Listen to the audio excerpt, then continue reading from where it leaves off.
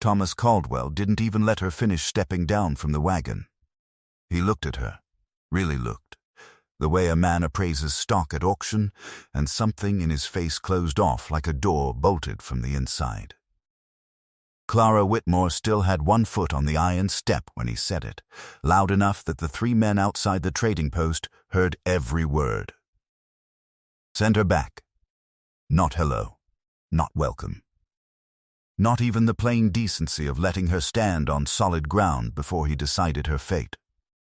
She's a girl, he said to the freight driver, as though Clara were not standing right there, as though she had no ears, no feelings, no 5 weeks of hard travel behind her. I asked for a woman who could keep a household and hold up under mountain work, not somebody who looks like she just finished her lessons. Clara's boot hit the frozen dirt. She did not cry. She wanted to. Her throat tightened, and her eyes burned, and every nerve in her body told her to climb back into that wagon and never look back. But she did not cry. She stood in the cold of the mountain settlement with her one good traveling bag at her feet. And she looked at Thomas Caldwell, and she thought, he doesn't know a single thing about me. That thought was the only thing that kept her upright. He doesn't know a single thing about me. Not where she'd come from, not what her hands could do, not one true fact about the woman standing in his street. He had weighed her in a glance and found her wanting, and the terrible, freeing truth of it was that his glance had measured nothing real at all. It had measured only his own expectation, and come up short against it, and mistaken that for a verdict on her. If you have ever been judged before you had the chance to open your mouth, if you have ever walked into a place and felt the verdict handed down before the trial even started, then you already know exactly how Clara Whitmore felt on that October afternoon in the high country. Stay with me. This one is for you. Let me take you back to a hard mountain town called Copper Hollow, and a widowed man who barely spoke, and a story about a river that ran backward, and how all 3 of them, in a way none of them planned, saved each other. She had come a long way to be dismissed in under a minute. Clara Whitmore had grown up in the East, in a house full of books and not much else. Her father, Edmund Whitmore, had been a physician of the old careful kind, a man who set bones and brewed remedies and could name every healing plant that grew within 30 miles, and who had raised Clara alone after her mother died when Clara was 9. What he lacked in tidiness he made up for in teaching. He had not been a warm man in the way of men who say soft things easily. But he had been warm in the way that counts, which is the way that shows up in the cold. He talked to her as though she were a colleague from the time she was small. He explained the reasoning behind every remedy, instead of merely handing it down, so that she learned not a list of cures, but a way of thinking about the sick and the frightened. By 12, she could clean and bind a wound. By 15, she was mixing his tinctures and keeping his record straighter than he ever had. By 20, she was doing half his work and running the house besides, and lying awake some nights wondering if this was all her life was ever going to be. A good pair of hands in someone else's practice, in a town that would always see her as the doctor's daughter and never as the doctor. Then Edmund Whitmore died quietly in his reading chair, with a book still open in his lap. Clara found him there on a Tuesday morning, and the whole world she had built her life around simply stopped. She had no brothers or sisters, no near relatives. A small inheritance that would last perhaps 8 months if she was careful, and a letter on the desk from a matrimonial agency her father had written to the previous spring, without telling her, addressed to a Mr. Thomas Caldwell of Copper Hollow, in the high mountain country. She had read it 3 times before she understood what she was looking at. Her father, in his clumsy, well-meaning, entirely presumptuous way, had been trying to secure her a future in a place where he believed her intelligence and her capable hands would be valued rather than merely tolerated. He had understood, better than she'd known, the shape of the trap she was in, that a woman with a mind and a skill and no husband in a settled eastern town would spend her whole life being useful to other people's ambitions and never permitted one of her own. He had described her in the most honest terms he knew. Well-read, practical, capable of hard work, deeply loyal. He had not made much of her age. He had made a great deal of her qualities. She could have torn the letter up. She almost did. Instead, she sat with it 2 weeks, during which she sold most of the furniture, settled her father's small debts, and tried to imagine a life that did not feel like slow suffocation. She was not a romantic. She did not imagine love, or rescue, or a handsome man on a mountain. She imagined only this: a place far enough from everything she knew that she might be seen as who she was, rather than as whose daughter she'd been. Then she wrote to Thomas Caldwell herself. She was direct. She told him her age, 22, and her situation and her intentions. She told him she was not looking for rescue. She was looking for partnership. He had written back that he would meet her wagon. She had taken that for acceptance. She had been wrong. The freight driver, a weathered man named Hicks, who had made this run 40 times and seen plenty of mail-order situations go sideways, cleared his throat and looked at the ground. "Sir," he said carefully, "the young lady's come a long way." "That's not my concern," Thomas Caldwell said. He was a big man, broad through the shoulders, somewhere in his middle 40s, with a face that had been handsome once and hardened into something merely authoritative. He wore good boots and a clean coat, and he stood like a man of standing, which by Copper Hollow's measure he was. I was clear in what I needed. She can't be more than 20. 22, Clara said. He looked at her then, really looked, for the first time. She held his gaze and did not flinch. 22, she said again.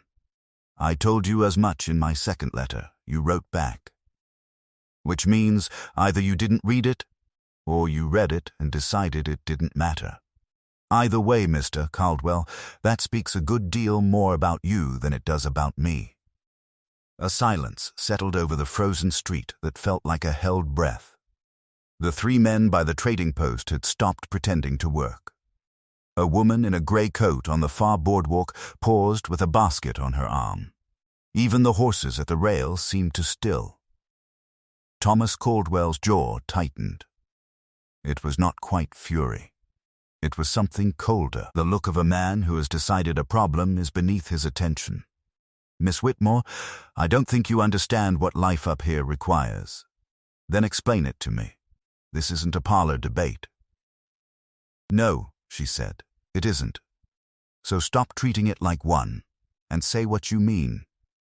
His eyes narrowed a fraction. A flash of something, surprise more than anything. The way a person looks when a thing they expected to be soft turns out to have an edge. Then, it was gone. The arrangement won't work. I'll cover your fare back. He turned and walked to his horse. Clara stood in the dirt and watched him go, and the anger that rose in her chest was so clean and so complete that it very nearly felt like calm. She was not going to cry. She was not going to call after him. She was not going to beg. She picked up her bag. The truth underneath the dignity was simpler and more frightening. She had nowhere to go. She had spent the last of her careful savings on the fare. She had a bag with 3 dresses, her father's worn book of remedies, a hairbrush, and roughly $4.60 in coin. The next wagon east would not come through for 6 days. There was no one in Copper Hollow who knew her name except as the woman Thomas Caldwell had just refused in the middle of the street. So she did what her father had taught her to do when the ground gave way.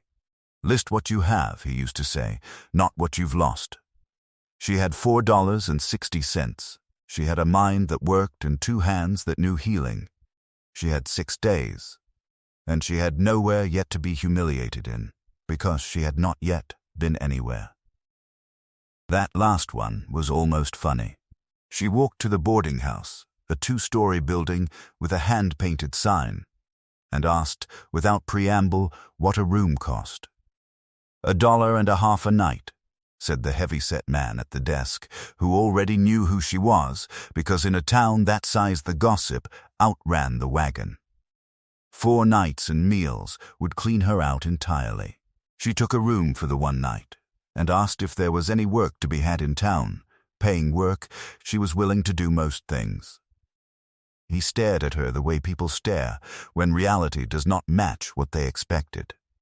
She thanked him pleasantly and went up. She lay on the narrow bed and let herself have exactly 1 hour of feeling terrible, a rule she'd made years ago, when things went badly. 1 hour, full permission, then forward. She used it well. She thought about her father's letter, the one she hadn't known about until he was gone, and felt the particular grief of being loved imperfectly by someone who meant it completely. She thought about the closed door of Thomas Caldwell's face. She thought about the woman in the gray coat, watching from across the street, and could not read that memory at all. When the hour was up, she sat up in the dark and thought practically. She needed income, and she needed it in 6 days. What did she know how to do? She could heal. She had bound wounds and set fingers and brought down fevers since she was 12. She could midwife. She had assisted her father at more than a dozen births. She knew the plants, the tinctures, the quiet work of sitting with the sick and the frightened. The question was whether any of that was wanted in Copper Hollow, and whether anyone here would look past who had just failed to want her long enough to find out. She fell asleep with the problem unsolved, which was also something her father had taught her. Sometimes the mind needs rest to find the door it's looking for. The woman in the gray coat found her at breakfast. The boarding house had a small dining room, and Clara was sitting at one of its 4 tables with a cup of coffee and the problem she had not solved, when the door opened and the woman came in and sat down directly across from her without being asked. She was perhaps 60, with sharp eyes and the posture of someone who had once been told to sit up straight and had never once stopped. Her gray coat was neat and well kept. She carried a worn leather satchel. "You're the Whitmore girl," she said. "I'm Clara Whitmore. You have me at a disadvantage. Ada Finch. I keep folks in this valley alive when the doctor's 3 days' ride away, which is most of the time." She folded her hands on the table and studied Clara with the frankness of someone who had long since stopped worrying what anyone thought of her directness. "I watched what happened yesterday. Most of the street watched what happened yesterday. Difference is, most of the street went home and talked about it over supper. I went home and thought about it." Clara set down her coffee. "And thought what?" "Caldwell's a talker when he's nervous, and he was at the trading post this morning, explaining himself. Said the agency had described a healer's daughter, capable, educated, and he'd misjudged the situation." A small, precise smile. "He was working to make his mistake sound like you're failing. He's good at that." "He hadn't finished looking at me before he'd made up his mind," Clara said. "Men of his sort usually haven't." Ada Finch reached into her satchel and set a folded paper on the table and smoothed it flat with 2 fingers. "I'm 63 years old, and I've been the only pair of healing hands in this valley for 19 years. I've birthed half the people in this town and buried more of them than I'd like. Some of them, because I could not be in 2 hollows at once. My knees are going. My eyes are going. I've asked this town for help for 3 years and been told there's no money for it. There's still no money." She paused. "But I've got a back room I don't use, and I can offer you your board in exchange for your hands and whatever's in your head, and a small share of what folks pay me, which is sometimes coin and more often a side of bacon or a cord of split wood. It's not much of an offer. It's the only one you're going to get in Copper Hollow, and it's a real one." Clara looked at the paper. It was a plain list, names, and beside each a scrawled note. Chest, since the cold came. The Danvers baby, due after the thaw. Old Pruitt's leg won't close. "Why me?" Clara said. "You don't know that I can do any of it." "No," the older woman agreed. But I know you stood your ground in the middle of that street yesterday, when most women would have wept and climbed back on the wagon. And I know your father was Edmund Whitmore, whose book of remedies I have heard spoken of by men who'd know. Whether the daughter's worth the father is what I mean to find out." She stood and picked up her satchel with the brisk courtesy of a woman who did not bother with excess pleasantries. "The offer stands one day. After that, I'll take it you've decided on the wagon east. My place is the low cabin at the north end, with the herbs drying in the window. Come by at 8 if you want to see it before you decide." She left. Clara sat with the coffee she'd stopped tasting, and the paper with its list of the sick and the coming and the not yet healed, and felt the first stirring of something that was not merely survival. It was quieter and more stubborn than that, the feeling of a door opening in a direction she had not thought to look. She went at 8. What she found in Ada Finch's cabin was organized chaos, which she recognized at once, because her father's study had been the same. A system invisible to any outsider that made perfect sense to the one running it. Bundled herbs hung from every beam. Jars lined the shelves in an order that was not alphabetical and not by size and was clearly something. A kettle sat on a low fire. A cot in the corner had a folded blanket squared at its foot the way a nurse squares a thing out of 30 years of habit. And Ada Finch, moving among it all with the ache of a body that had done too much for too long, was plainly a woman doing the work of 3 people with the strength of 1, spread so thin that the folk who needed her most were the ones who waited longest. Clara did not touch anything. She stood in the middle of the room and read it, the way her father had trained her to read a room before she opened her mouth in it, and Ada Finch watched her read it and said nothing.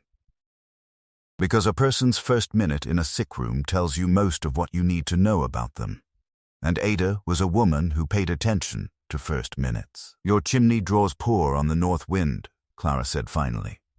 "You've got mullein and pine for the chest, but you're short on willow, and it's a willow winter. Every cough in this valley's going to want it by February. And you're keeping your fever cases and your birthing things on the same shelf, which you'd never have done 20 years ago." She looked at Ada. "You know all that. You're just too tired and too far behind to fix it, and there's nobody to hand the small things to. That's not a failing. That's arithmetic. One person can only be in one hollow at a time." Ada Finch looked at her a long moment, and something in the sharp old face shifted. "Edmund Whitmore's girl," she said, "right enough." She lowered herself into a chair with the care of a woman whose knees had opinions. "Sit down. Let's talk about what the work actually is, because it is not what the romantic sort imagine. It is cold rides, and worse weather and folk who'll thank you when the child lives and blame you when it doesn't. And a good half of it is not healing at all. It's sitting with the dying so they don't go alone, and telling a mother a true thing she doesn't want to hear, and knowing the difference between a cure you can give and a comfort you can only offer. Most who fancy the work want the first part. It's the rest that breaks them. I've buried my mother and my father both," Clara said. "I sat with him at the end. I know the difference between a cure and a comfort. I learned it young." Atta looked at her a moment longer. Then she nodded, once, as though a thing had been settled that she'd needed settling. "You can start tomorrow." By noon, Clara had seen enough to have a plan. She told Ada over the bread and cold meat that Ada produced from a basket with the efficiency of a woman who had eaten standing up for decades. "You need the work divided. Not the calls that need your judgment. Those stay yours, and I'll come to you with anything I'm unsure of, every time, without pride about it. But the plain ones, the fevers and the bindings and the sitting up with, the walking from hollow to hollow that's wearing your knees to nothing, those I can carry. You keep the hard cases and the births until you've seen enough of me to trust me at them. I'll take the road." Ada chewed her bread and looked at her with the careful expression of a woman deciding whether an idea was good or merely eager. The road's the hardest part. Weather, distance. Folk who won't trust a stranger with a sick child and won't say so to your face, and'll let the child stay sick out of stubbornness before they'll open the door to the woman Caldwell turned away in the street. I know. They'll trust me faster if you tell them to, and the ones who won't, I'll earn them one at a time. That's the only way it's ever earned. Arta looked at her a long moment. Then she picked up her bread again. You can start tomorrow, she said again, and this time it had the weight of a thing meant twice. Clara spent her first days learning the shape of the town the way her father had taught her to learn anything, by watching, by listening, by moving through it and saying little. She learned who the town listened to and who it merely tolerated. She learned that the trading post was where the men gathered and the well was where the women did, and that the two currents of talk rarely mixed, but each ran deep. She learned the names of the outlying families and the distances to their cabins and which trails drifted shut first in a storm.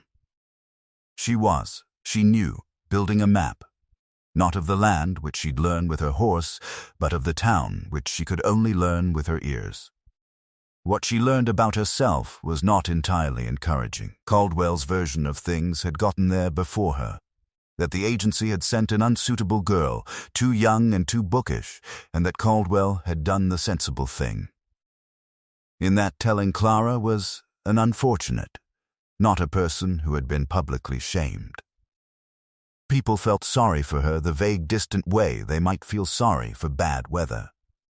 And it did not translate into trust, or into calls for her help, or into anything at all that would keep her fed past the 6 days until the wagon east. Two people spoke of her differently.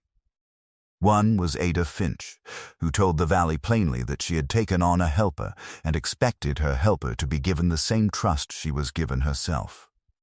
The other was a man Clara had not yet met, a widowed rancher named Ethan Ward, whose name came to her sideways, on her 3rd day, when she was sitting near the water trough pretending to rest and actually listening to 2 older men talk. Ward's boy's been poorly since the cold set in, one said.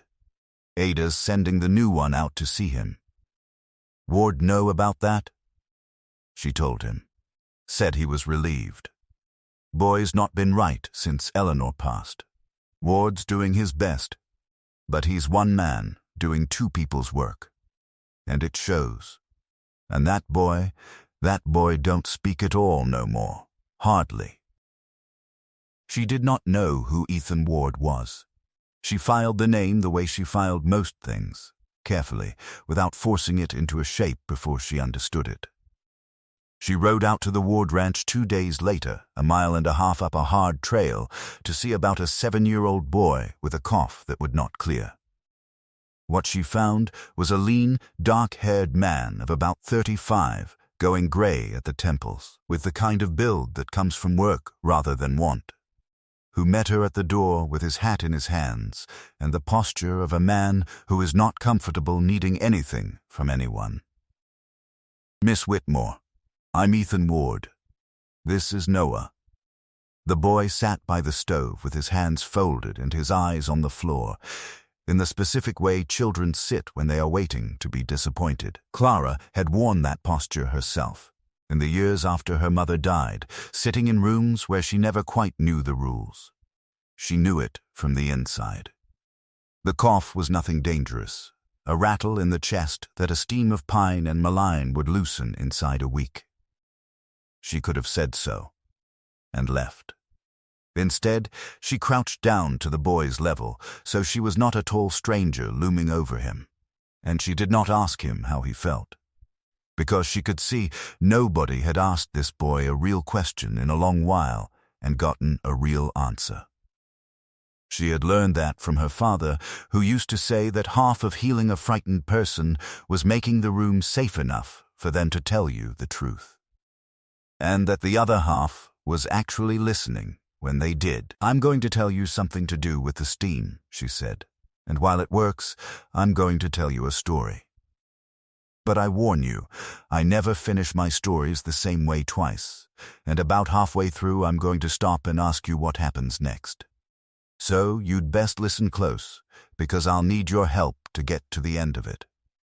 Noah did not answer. But he looked up. For the first time since she'd come through the door, he was looking at her. And there was in his face the wary, careful interest of a child who has been disappointed enough times to be suspicious of anything that looks like it might be good. She set the steam going, and she told him a story about a river that ran backward. "There was a valley," she said, "where all the water ran uphill and wrong, and the fish swam tail first, and the mill wheel turned the way it oughtn't, and nobody could say why. And there was a girl who lived in that valley who could not let it alone, not because anyone asked her to fix it, but because she could not bear a thing being wrong when it might be made right. So she followed the backward river up toward its source to find out what had turned it around, and when she reached the middle of it, she stopped. 'So,' she said, 'what happens next?'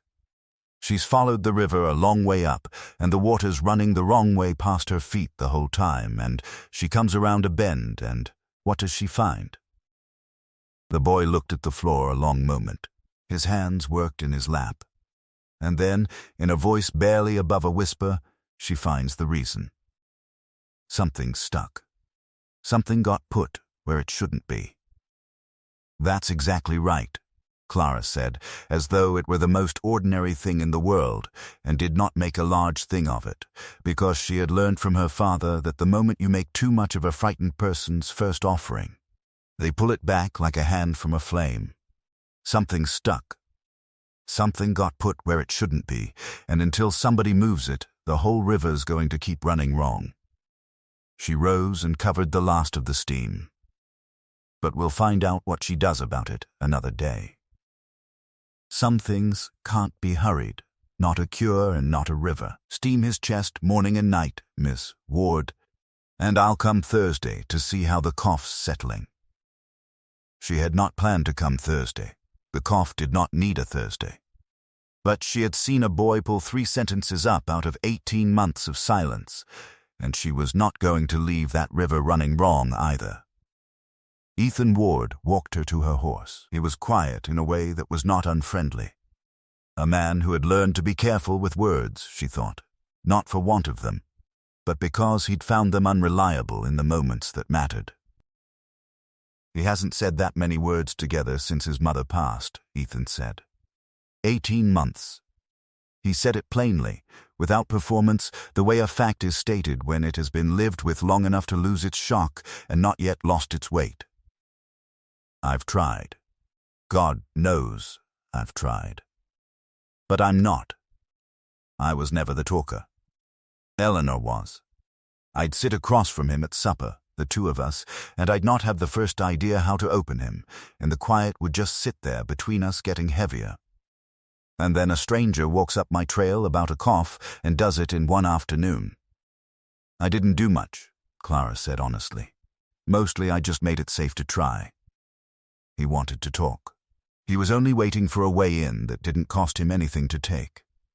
The story's a door he can go through without having to be brave about it. That's all a good story is, sometimes a door that's easier to walk through than the front one. He looked at her directly then, for the first time with dark, careful, tired eyes. And for a moment they simply looked at each other the way strangers sometimes do when they recognize something in each other before they have language for what it is. "Thursday, then," he said. Thursday, the backward river story had 3 different beginnings of endings by the time the first hard snow came. Noah offered the first on a Thursday, still nearly a whisper, but aimed at her now rather than at the floor. The girl found the stone that shouldn't have been in the river and moved it, and the water ran right again. Clara wrote it down without comment, which was the correct response.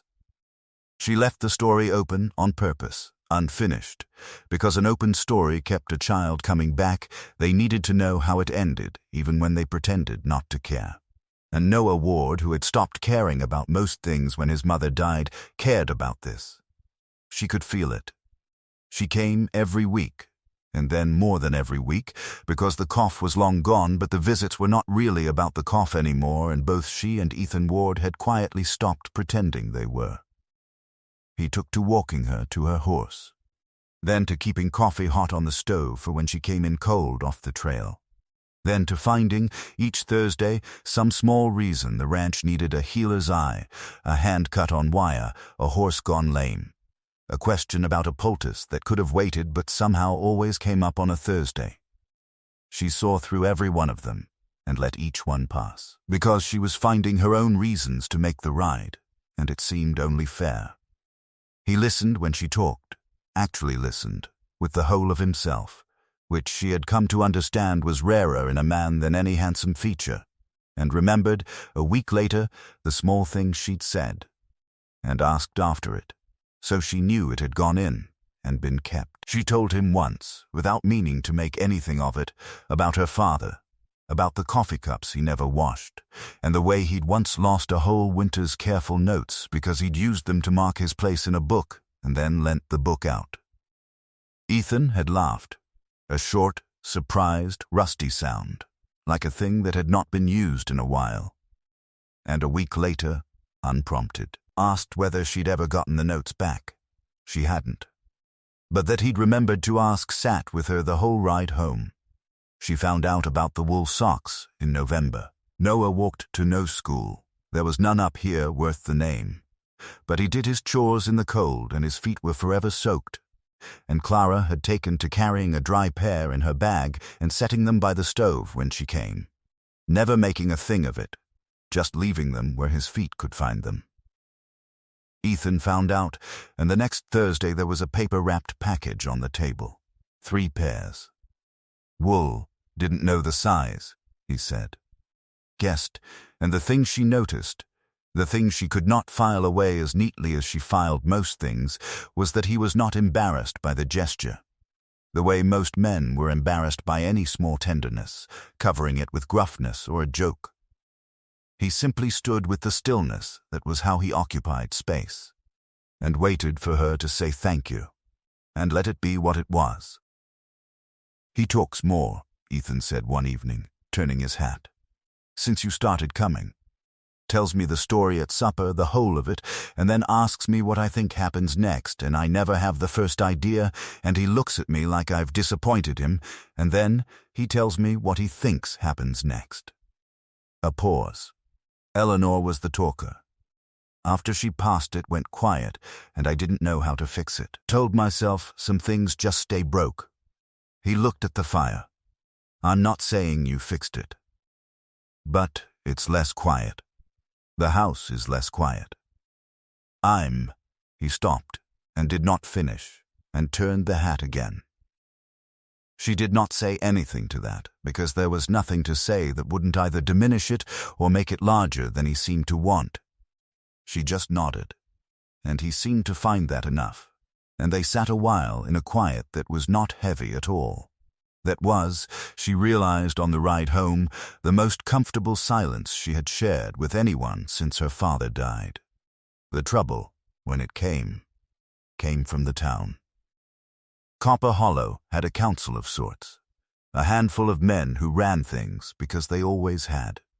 And one of them was Thomas Caldwell, and another was a big deliberate cattleman named Harlan Cole, and a third was a fussy trading postman named Birch, who found change threatening and dressed the threat up as concern for standards. And it was Birch who raised, at a gathering in the back of the trading post, the question of whether it was fitting for a young unmarried woman with no formal training and no standing in the valley to be riding out alone doctoring folk. Whether Ada Finch had the authority to bring in such a person on her own say-so, and whether the town oughtn't to have a say. It was, on its face, about standards. Underneath, it was about other things, the way these things always are. Clara heard of it from Ada, who told her plainly over coffee.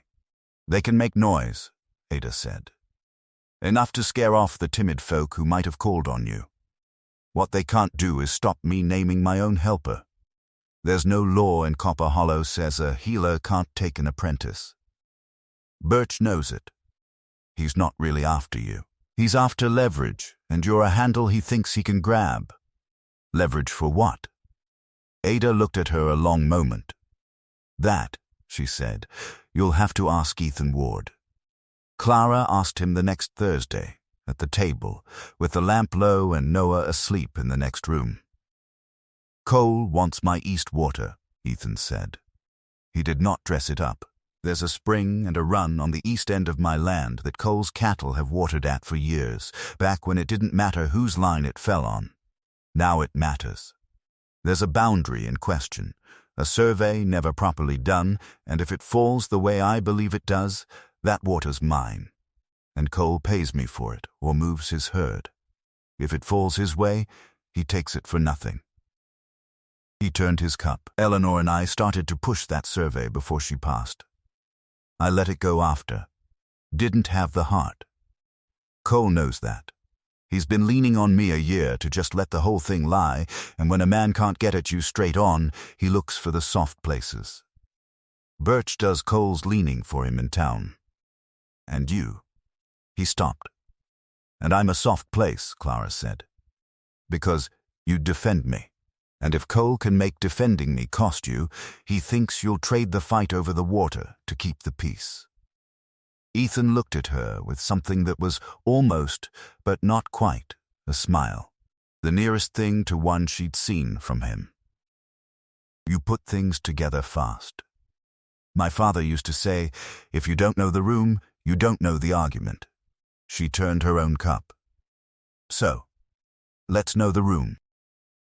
Winter pressed down on the high country, and the sickness that comes with it went from cabin to cabin, and Clara rode the road Ada could no longer ride. It was the hardest work she had ever done, and she had thought she knew hard work. She rode out at all hours, in all weather, on a borrowed horse that came to know the trails better than she did. She sat up whole nights with children burning with fever, spooning willow bark tea between cracked lips and watching the small chest rise and fall and willing it to keep rising. She lost one, a Danvers infant, too small and come too early that no healer in the world could have saved, and she rode home in the grey dawn with the particular grief of the ones you cannot save. And she did what her father had taught her, which was to let herself feel the whole weight of it for exactly as long as the ride home lasted, and then to set it down at the door, because the next cabin's child needed her whole. And a healer who carries every grave with her is no use to the living. And the town, slowly, in the way of hard places, began to change its mind about her, not because anyone announced it, but because a woman who will ride 4 miles through a drift at 2 a.m. to bring down a child's fever earns a kind of standing that no gossip can undo. It happened one cabin at a time.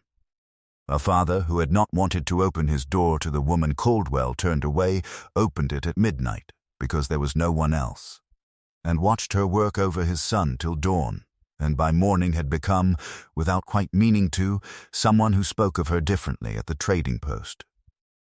Cecilia, the iron-backed grandmother who was raising 2 boys alone, stopped Clara in the road one day and said in careful words that her grandsons had been sick and now were well, and that she did not forget such things, which Clara understood correctly as the highest praise the woman had to give, and carried home warmer than her coat. She learned the valley through its bodies, which is a way of knowing a place that few others ever get. She learned which families ate well, and which went short by the color of their children. She learned who beat his wife by the way the wife flinched from a raised hand that only meant to help her up. She learned the private griefs behind the public faces, because sick people and frightened people tell a healer things they tell no one else. And Clara kept every one of them the way her father had kept them. Locked, unspoken.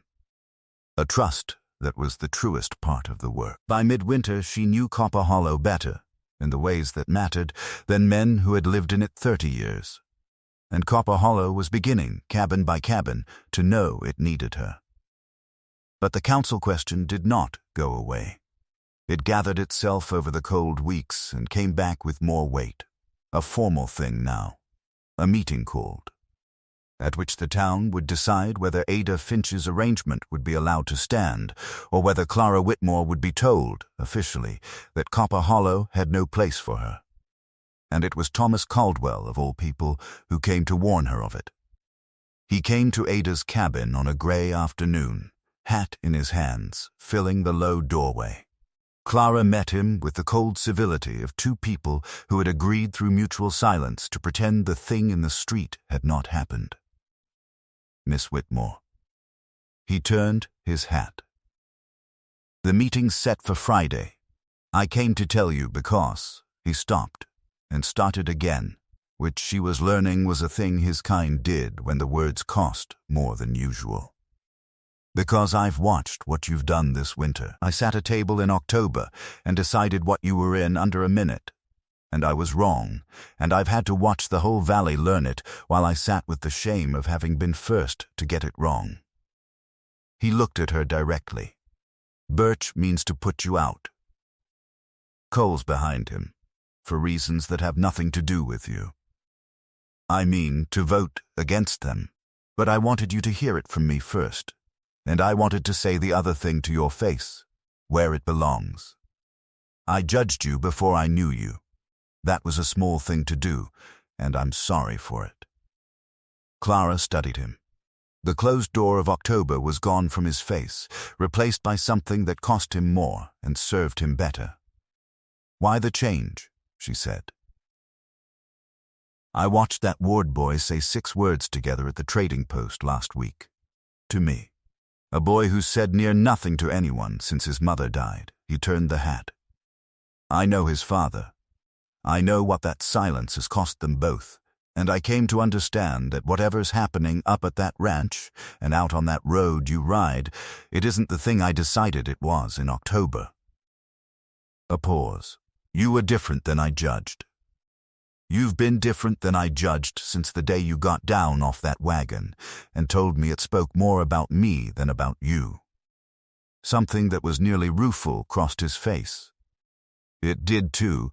You could have voted right in October, Clara said, before there was any evidence.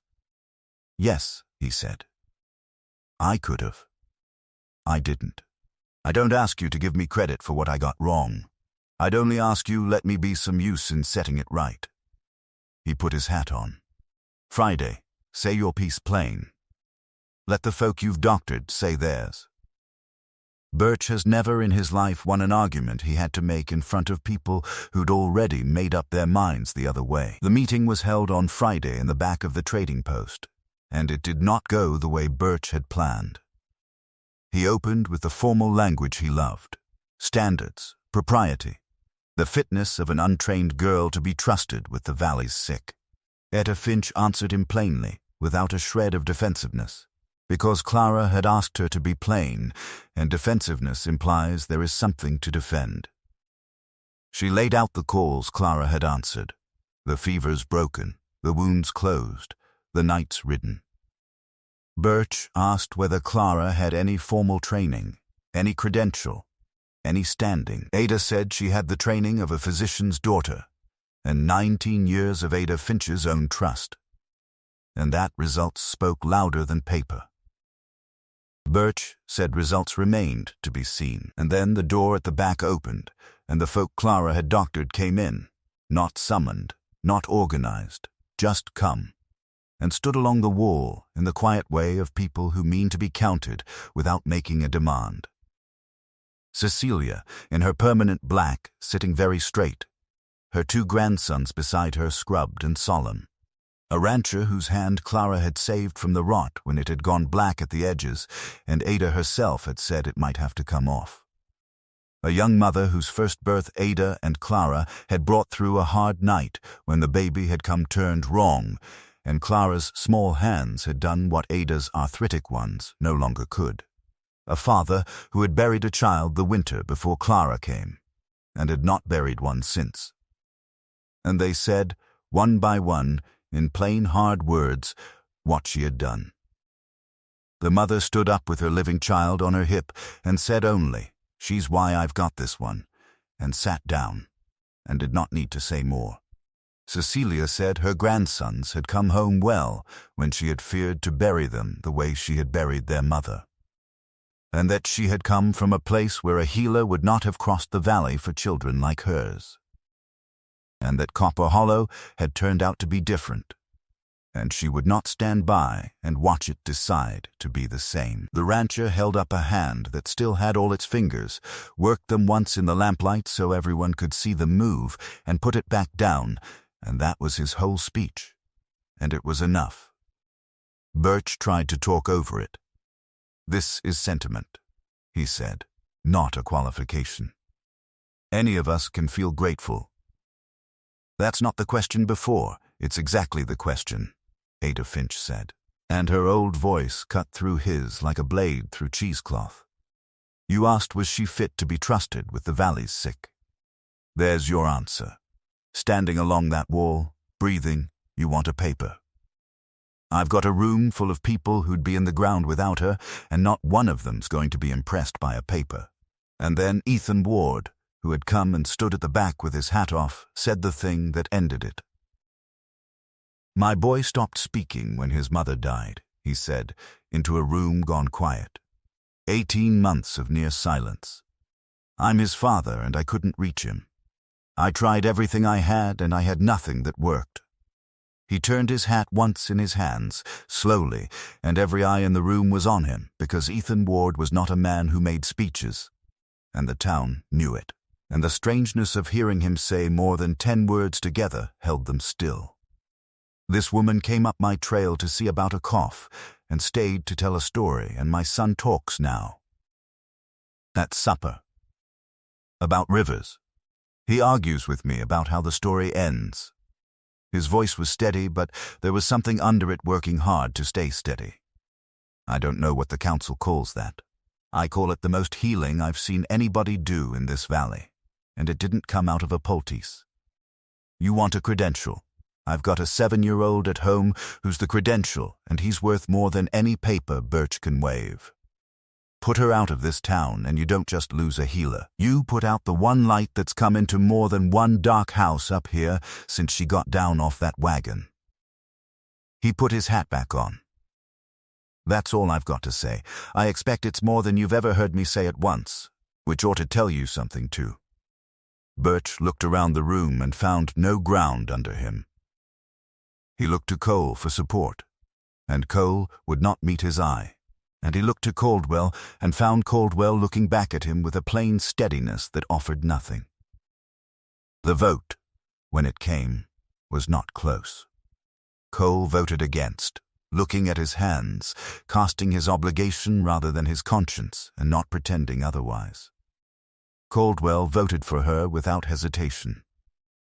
And Copper Hollow, out loud and on the record, decided that Clara Whitmore had a place in it. But Cole's water fight was not settled by a vote about a healer, and Clara knew it. And in the weeks that followed, she did the thing she was best at. She came to know the room. She sat in the trading post and listened. She learned that a man named Mitchell, who farmed poorly at the valley's edge, had once done survey work for the county before he came west. She learned that the county's backlog had cleared, and that a proper survey of the Ward East boundary, official, documented, filed, could be had by summer if a man moved on it in spring. She told Ethan on a Thursday with the lamp low. "You've been working on my water," he said slowly, when she'd finished. "The one thing in this valley that's got nothing to do with you. Everything in this valley has something to do with me," Clara said. "If Cole makes trouble for me to get at you, that has to do with me. The healing doesn't live in a box apart from the rest of the town. It lives inside it. So I mean to know it." She looked at him. "Talk to Mitchell. Get the survey. Make the edges clear. You told me yourself you work best when you know exactly where the edges are. Well, so does the law, and so does Cole. Take the leverage out of his hands, and there's nothing left for Birch to grab either." He looked at her the way he'd taken to looking at her, the look of a man who has just had a piece of his thinking rearranged and is setting it down in its new place. "Eleanor used to think like that," he said, hold the whole long game in her head and work it without losing the thread. He said her name without rawness now, just the plain weight of a man who had been genuinely known by someone and genuinely lost her. I've been going through the motions 18 months, getting up, running the ranch, raising the boy. Doing it. But it was all just keeping the thing running. He turned his cup. You asked me once, how are you, not Noah, me, and I couldn't answer. Nobody'd asked in a long time. He looked at her. I keep coming back to that table because when I'm at it, I'm awake. And I've been asleep a long while. The lamp burned low between them. Outside, the mountain winter did its slow hard work and made no sound. I know why, Clara said. Why? Because you're not alone when you're here. And you've been alone a long time. He held her gaze, and whatever he might have said stayed unsaid, because the door opened and Noah came out in his nightshirt to report that he could not sleep, and to ask, with the deadly seriousness of a 7-year-old, whether the girl in the river story was ever going to finish finding the stone. And the moment reorganized itself around the boy, the way the best moments do. And all three of them sat at the table while the fire ticked, and Clara promised the stone would be found, and soon, but that some things could not be hurried, not a cure, and not a river, and not the finding of a place a person belonged. The survey was done by summer, and it confirmed in the flat language of the county that the East Water was ward land by a good margin. The paper was filed. An easement was drawn. Cole could water his herd at the run for a fair annual payment and his share of the upkeep, and after 2 weeks of pointed silence Harlan Cole signed it, because a documented boundary is a wall a man cannot lean on. It was a compromise, not a rout. But it was permanent, and it took the leverage out of Cole's hands for good, and with it went every reason Birch had ever had to trouble Clara Whitmore. A man who has lost his handle stops reaching for the door. Cole never warmed to her. But he stopped working against her, which in a hard country is most of what you can ask of a man, and more than you get from many. And in the middle of all of it, the winter and the vote and the water, the thing between Clara and Ethan Ward stopped being a thing they circled and became simply true. It happened the way the truest things happen, without a moment you could point to. It was the lamp kept burning. It was the coffee hot on the stove. It was a man who brought wool socks and asked was she eating and noticed, before she'd have admitted it, that the long rides and the lean months had worn her thinner than she should be, and who built rather than offer her charity she'd have refused. An arrangement where Cecilia's grandson did summer work at the ranch and Clara tutored the boy in his letters and his figures for part of the wage, so that the help came to her dressed as usefulness, which was the only dress she would wear it in. You built a thing to help me without letting me call it help, she said, when she saw it plain. I built a thing that helps the Gaza boy, he said. Whether it helps you is a separate matter. It's not a separate matter. No, he agreed, meeting her eyes. It's not a problem either. She looked at him a long moment. This man who showed up reliably and brought socks and sat with her troubles spread across the table. And she understood with the clarity that comes from watching someone act the same way over and over across a hard year that Ethan Ward was not at that table for the socks or the water or any of the practical threads he'd offered as. Reasons. Why are you really here? She said. Not the ranch, not the boy. He was quiet a while. Because after Eleanor, I stopped believing there was much ahead I wanted to walk toward. And then you came up my trail to see about a cough and asked my son what happened next in a story and asked me how I was, and I found I wanted to walk toward the next Thursday. And then the one after. He looked at the table, and then at her. I've been circling it a long time because I didn't want to make it a thing before you were ready for it to be a thing.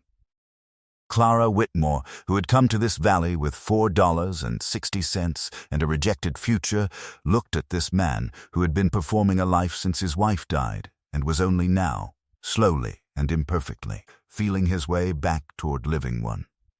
She thought about the road she'd ridden all winter, and the cabins she'd sat up in, and the graves she'd stood at, and how not one of those hard nights had felt like the thing she was running from back east.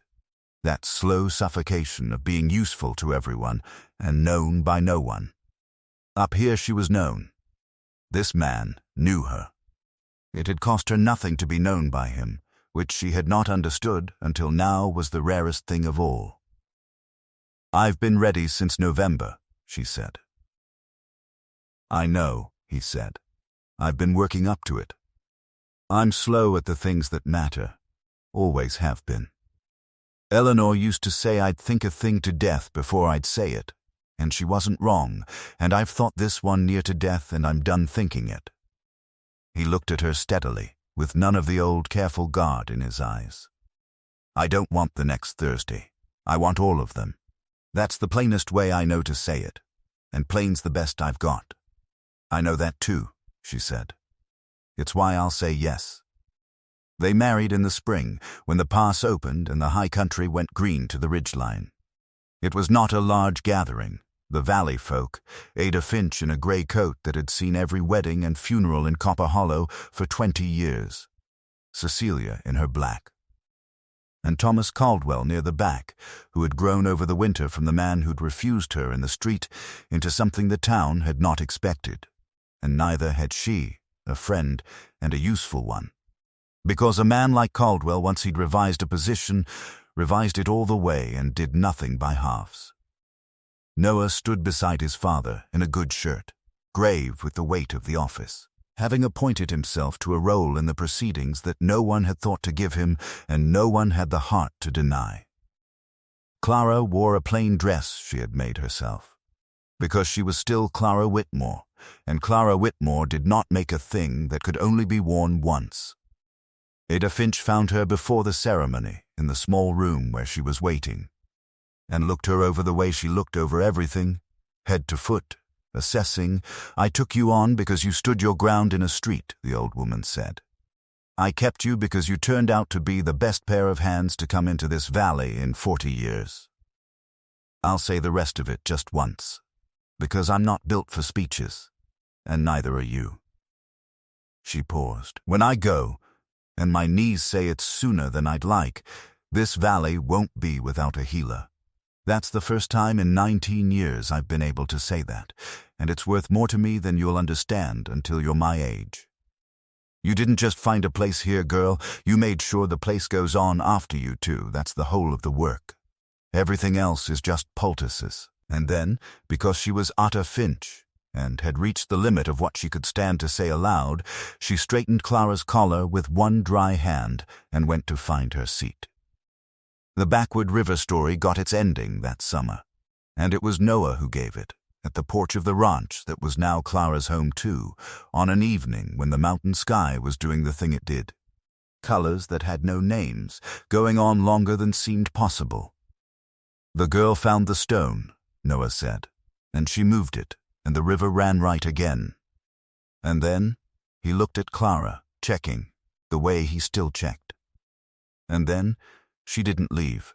Everybody thought she'd fix the river and go, because that's what people do. They fix a thing and they move on to the next place. But she didn't. She sat down on the bank and built a fire. And after a while other folk came and sat by the fire too, because a fire in the right place draws people out of the cold. And after a longer while he said the last part, carefully, as though he'd been holding it a long time and wanted to set it down exactly right. After a longer while, it wasn't the river that mattered most anymore. The river was fixed. Rivers get fixed. It was the fire. It was who was sitting near it. That was the part you couldn't fix and then leave. That was the part you had to stay for. The porch was quiet. Ethan had gone very still beside her. "That's a good ending," Clara said when she could. "It's his," Ethan said. "Lo, he's had it since the winter. Wouldn't say it. Why not?" Ethan was quiet a moment. He wanted to be sure first, he said, that the girl was really going to stay. He wasn't going to give the story a stay-put ending and then have to watch it not come true. Clara looked at the boy, This precisely perfectly Noah thing. The long patience of a child who had learned young that what he loved could leave, and who needed the evidence in his hands before he would risk the trust. She had known she was being measured. She had not known the exact metric until now, and knowing it that a 7-year-old had held the best ending of his story hostage for months against the chance that she might yet ride away, undid something in her chest that she had been holding careful and closed since a Tuesday morning in the East, with a book still open in a dead man's lap. "Tell him the girl stays," she said. "Tell him yourself," Ethan said. "You live here now." So she did. She sat down beside the boy on the porch step of the place that had become, in the quiet way of things that matter, not the place she worked, but the place she walked home to, and she told him plainly that the girl in the story stayed, that she'd found the thing she hadn't known she was looking for when she got down off a wagon in the cold with $4.60 and a rejected future, and that she was not going anywhere, not east, not ever, that he could put that in the story and never have to worry it back out again.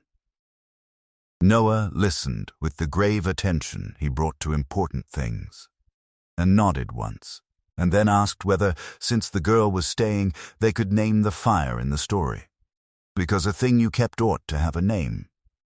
Clara said they could.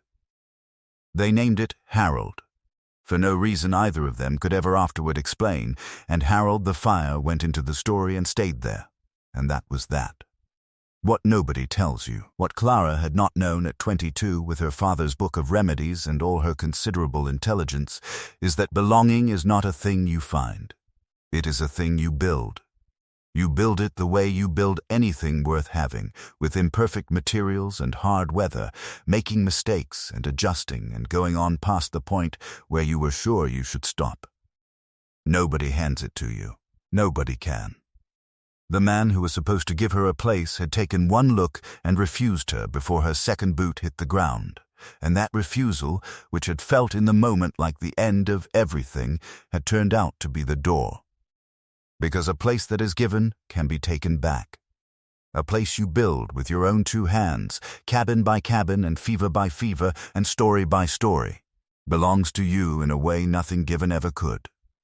She had come to Copper Hollow as someone else's failed plan, rejected in the street before she'd set both feet on the ground.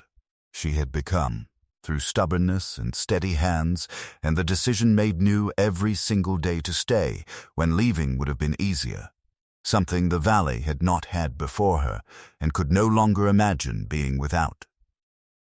She thought sometimes of the girl who had stood in that cold street with her one good bag and done her father's private arithmetic. List what you have, not what you've lost, and she wished she could tell that frightened, furious young woman what the list looked like now. 2 hands the whole valley trusted, a trade that would outlive her, passed on the way Ada had passed it to her. A silent boy who talked about rivers. A quiet man who had come back to life one Thursday at a time. A place at a fire she had built herself, in the right spot that drew people in out of the cold. She did not save the town. Towns aren't saved by single people. But she healed what she could reach, and she made a silent boy talk about rivers, and she built a fire in the right place, and folk came and sat by it. That was all. It was enough. It was, in fact, everything, though it had come dressed so plainly that a lesser eye would have missed it. Which was, her father used to say, how the best things nearly always came. On an evening in her second autumn in the high country, she walked from the ranch down toward Ada Finch's cabin to check the herbs drying in the window, along a trail that had become, without her noticing the moment it happened, a walk she made as a person going about her own home rather than a stranger passing through. The dog came as far as the gate and barked once at the fence post, as he always did. Ethan would be along behind her when the evening chores were done. Noah was up ahead on the trail with a handful of creek stones he'd decided were important, and he turned and waved. A small wave that meant nothing in particular and everything in general. "I see you. You're here. We're all right." She waved back, and that was enough. and the light held on the ridgeline the way it did, and then let go, and the fire in the window of the place she was walking home to burned steady against the coming dark.